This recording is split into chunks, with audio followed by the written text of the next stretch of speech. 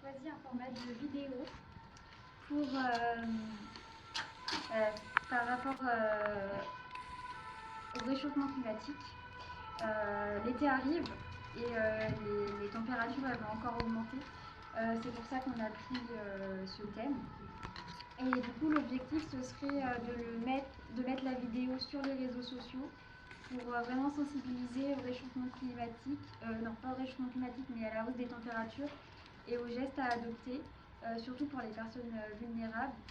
Et du coup, au début dans la vidéo, je pense qu'on donnerait quelques chiffres pour vraiment montrer l'ampleur que ça prend. Et puis voilà.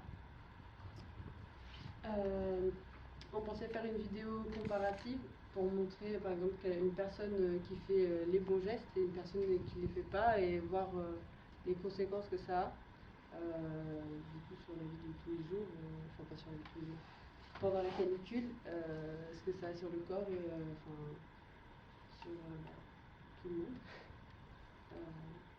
Et donc on a mis plusieurs idées en place, de choses à faire au sein des entreprises ou des personnes en général.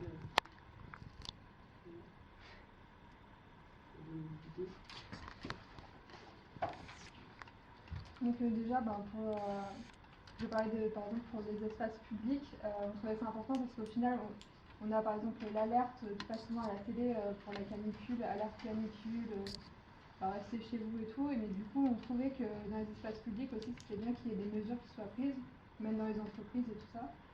Du coup, on avait pensé à aussi sensibiliser ce public. Et par exemple, pour qu'ils mettent en place des coins d'eau potable gratuits, au lieu de mettre des bouteilles payantes et tout, par exemple dans les espaces, dans les cantines et tout ça.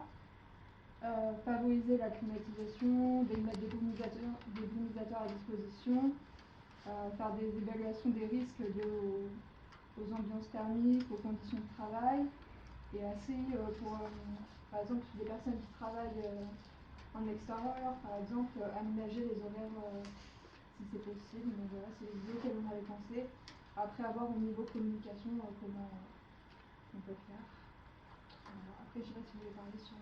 Après, il y a nos trucs à nous, donc ce qu'on peut faire nous pendant les cas de ce genre, donc revoir à l'avance pour un ventilo, parce qu'à chaque fois, quand on arrive dans des périodes comme ça, dans les magasins, on n'a plus rien. Donc prévoir un ventilo à l'avance. Ouvrir les fenêtres la nuit, laisser fermer les volets la journée pour pas que la chaleur rentre.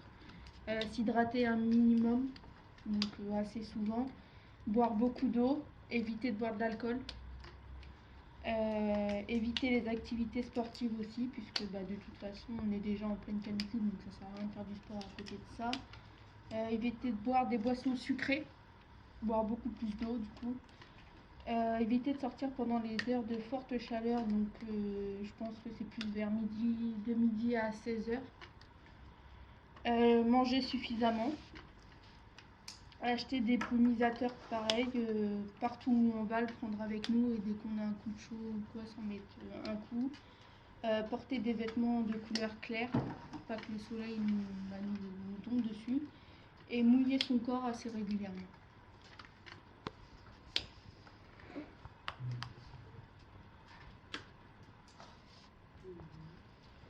Est-ce que vous avez des choses à ajouter?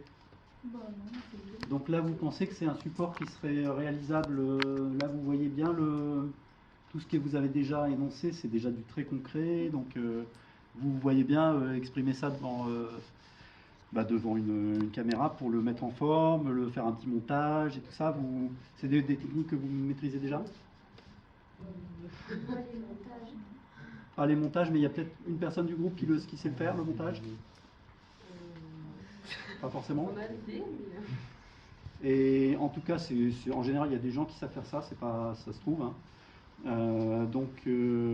Voilà. Du coup, là, on est le 15 mars. Vous pensez que votre vidéo, elle pourrait être prête quand?